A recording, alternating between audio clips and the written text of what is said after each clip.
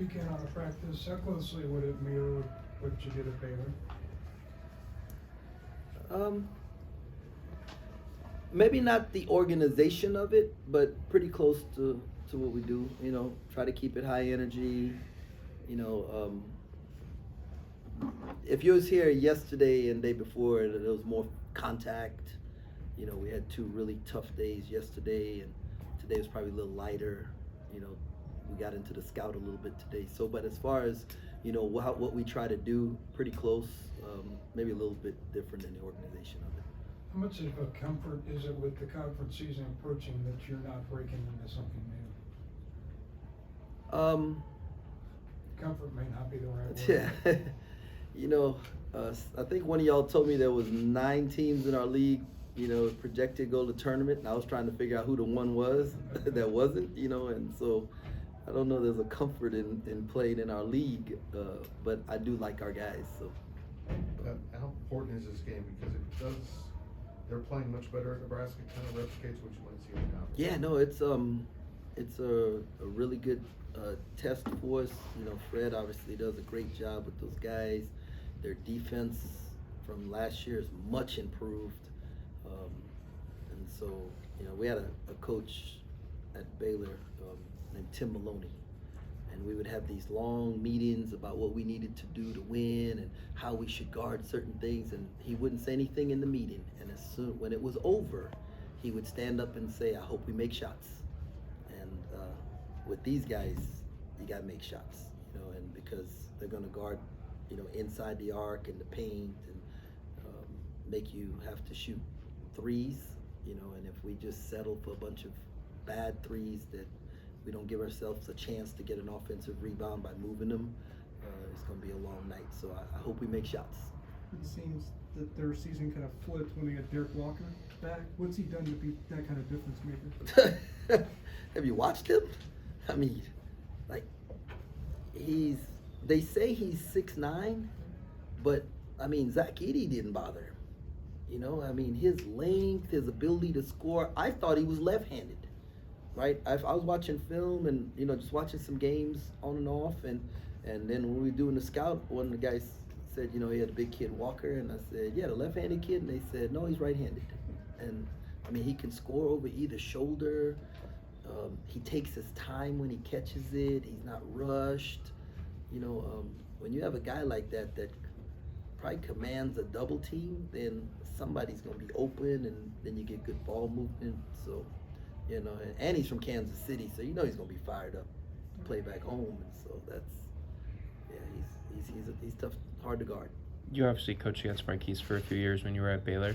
He's obviously having a lot more success now with his facilitation and assist numbers being up. Can you describe what you think has allowed him to do that more this season? Well, there's an easy answer, but I don't know how to say it without somebody being mad about what I said, so I'm not going to give you that easy answer. I think that Marquise is learning how important it is to get all of his teammates involved, and is gaining great joy in watching his teammates have success, and realizing that when that happens, it makes the rest of it easy for him, because by nature, the thing that gets him going is scoring, right? And I understand that. And we, you know, I've coached guards who, like, the thing that got him going was seeing the ball go in the hole. So I understand that. But he's really embraced it, and it's really a sacrifice to him, his ego, but it makes his game so much better, and it makes us better as a team. You said that he's grown an appreciation for that. Can you describe how you think he got to that point, whether it was conversations with you, teammates, your staff? It's the whole staff, and you know, just he wants to win, right? And so he's learning and seeing what's going to give us the best chance to have the most success. And I mean, one thing you can never not say about Marquise is not a competitor, right? So whatever you need him to do to give yourself a chance to win, he's willing to do it. How difficult was it to get him to buy into that and not give up the offensive output? Because he's still shooting the ball. It's not like he sacrificed that, but he's doing both. I won't say it's difficult, right? I think it just took him like being able to see the game differently, and that's hard for a guy who's done it a certain way for a long time to do, and his willingness to do that shows his coachability. How much did you show him film of the guards that you worked with in the past and the success that they had? We showed some film of it, but it was more just showing him the situations that we were in and how we can make it better. A lot of practice film, and he spent a lot of time with Coach Perry. Coach Perry's done a great job with the guards, and so. Coach, there's a lot of K-Staters in Kansas City. You've obviously played a lot of games up there at the Big 12 tournament, but just how looking forward are you playing in front of, some fans who haven't seen you guys play yet? I'm excited. I don't know what the numbers are. I'm hoping that we have a really great crowd and it's a real home court advantage. It's nothing like playing in Bramlage when you have everybody packed in there, and the fact we're playing at a neutral site, I'm looking forward to it, and it kind of gives you a setup for the Big 12 tournament. And I've never played in the Big 12 tournament where we had a home court advantage, so I am looking forward to that. And what's your opinion on neutral site games? Obviously you guys played in the tournament, but just home and away games so far. Just kind of curious what you think about those. They all serve a purpose, and this game to me is closer to not necessarily location, but team-wise to the Butler game, and I want to see if some of the changes we made and how we prepared for it, our travel and all of that, if it pays dividends. With previous staffs, they've always tried to play at least one game in Kansas City or Wichita every year. Is that something you want to continue in the future? I'm going to talk with Casey Scott and find out what's best for our athletic department.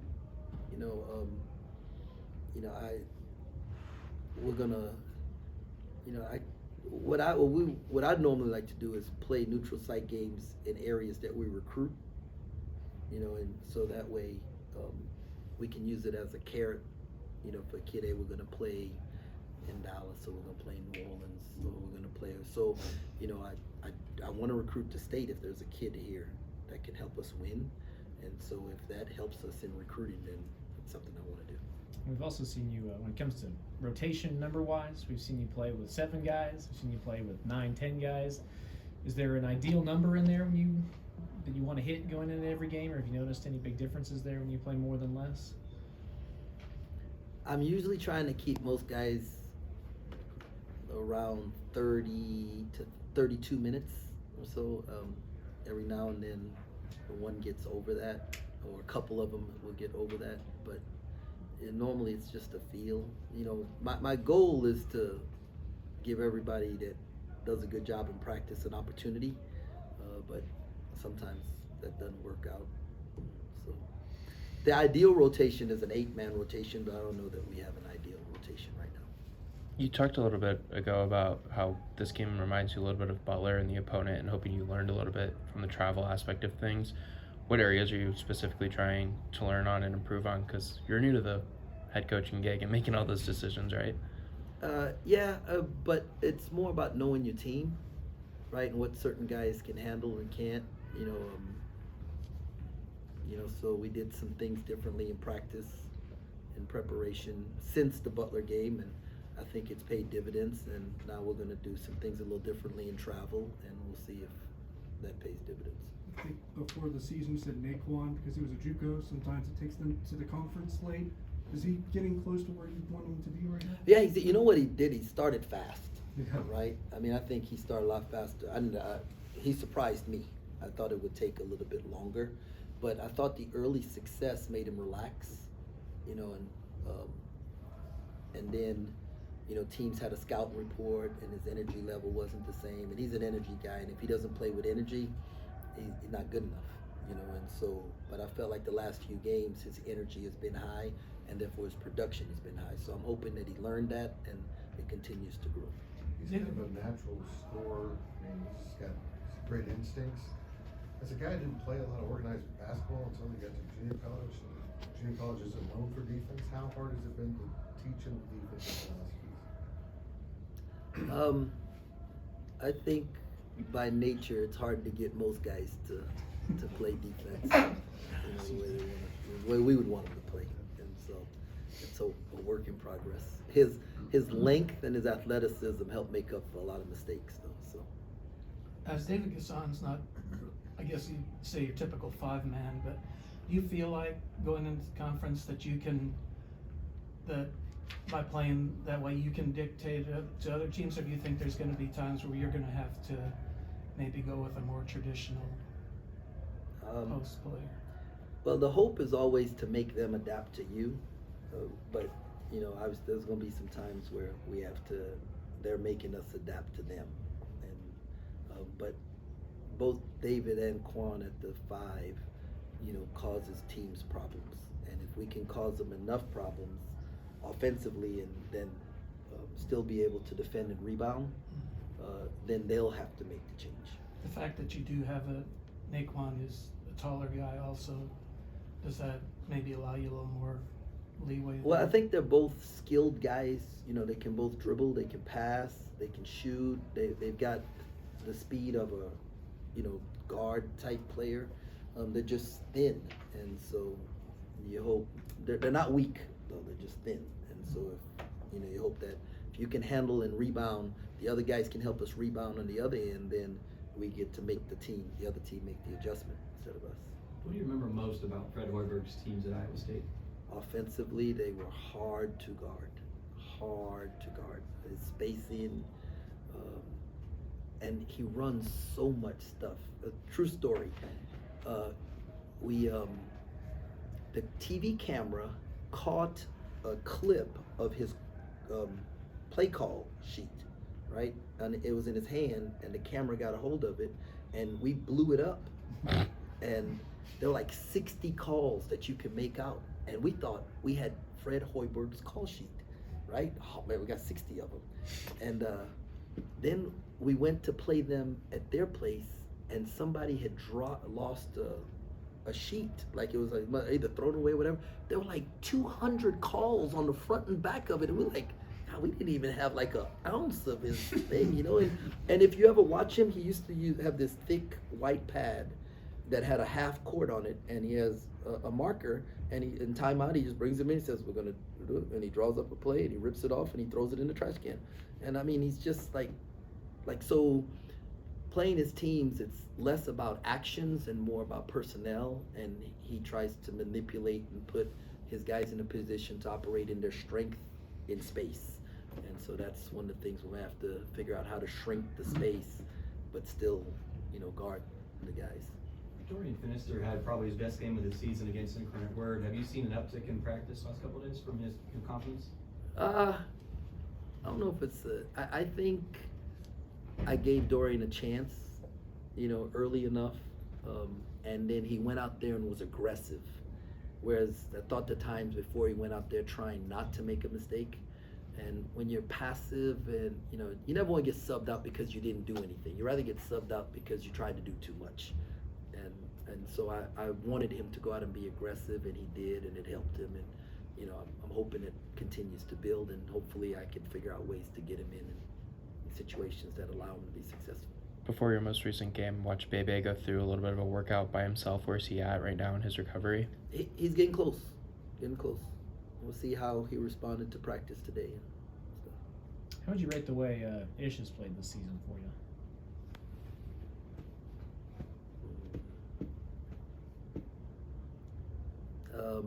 Ish is trying to learn what it takes to win at the way we want to win. And so I think there's a battle, an inner battle with him, trying to figure out how that fits with who he is as a player and what has allowed him to have success in the past, as opposed to how we want to play and what we feel is going to allow us to have success moving forward. So, but we're working on it. When you've gotten stops, have you been able to establish the tempo you're looking for? Getting there. We're getting better at it, right? I feel like we are. I feel like we're like turning from defense to offense better, and we're getting out wide and running, and we're looking to pitch it ahead. So we're getting better at it, and not turning it over as much. early on was kicking it all over the place, you know, and I think now we're having less turnovers when we have advantages, so it's allowing us to get more shots, better shots. You guys obviously have a game on Saturday and Wednesday. You guys go home for a little bit. What's the challenge of having to deal with the Christmas break and then they come back and then you got a game?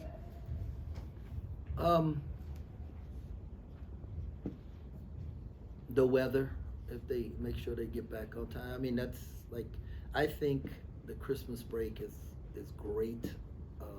I used to before probably about 7 years ago, you know, you'd hear about John Calipari's Christmas boot camp, you know, especially when he was at Memphis, you know, and the guys would stay, they would do 2-a-days.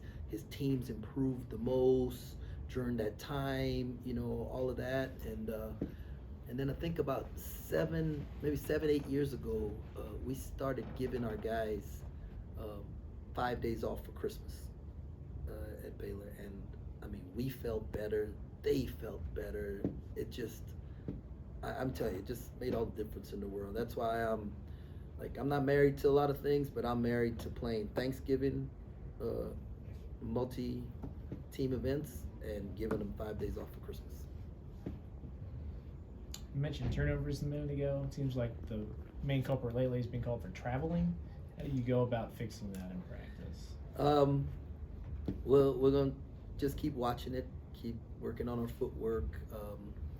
It's a couple guys, right? It hadn't been the whole team. So a couple of guys. I think David gets a little fast, right? He gets it and that jab step, or he moves slide, just pivot foot some. And so we've watched some film on that with him to show him just be a little bit more, nail that foot down. Then playing off of 2 feet in traffic, you know, not coming to the 1-2 and then sliding that back foot. I think the refs are looking at those things, you know. So we'll just keep working at it. Just keep getting a little bit better every day, but at least it's not. There were like 5 categories that we were struggling in. Now we're just, you know, down to traveling, and so that helps us. A little bit earlier, you talked about pace of play and possessions. Where do you guys want to be in terms of a full 40 minutes and amount of possessions you guys have? Somewhere like between 70 and 72. You know, I think that it was, but you know, I can say like, man, I'd like to play this way, and you know, then like, I mean, I don't know if you watched the Missouri-Kansas game, Yeah. right? Like, I mean, Missouri wants to play fast. I love Dennis Gates. I think he does a great job, great coach and everything. But I don't know that if my team is playing against another team that is physically better than us, if it's smart, right, for me to play more possessions and fast and allow them to play in space. So in football, right, you shorten the game, right? We stay longer in the huddle, we take our time, grind out, long drives, keep the offense off the field. And I think as we move forward, we are not good enough yet where we make everybody adapt to us. And so moving forward now, as we're playing better team, every team we play from here on out, we can play well and they can still beat us. Okay, that's just what the nature of it is. And so we have to control certain things, and at some point in time, it's going to be tempo. And so it won't be 70. Anything else?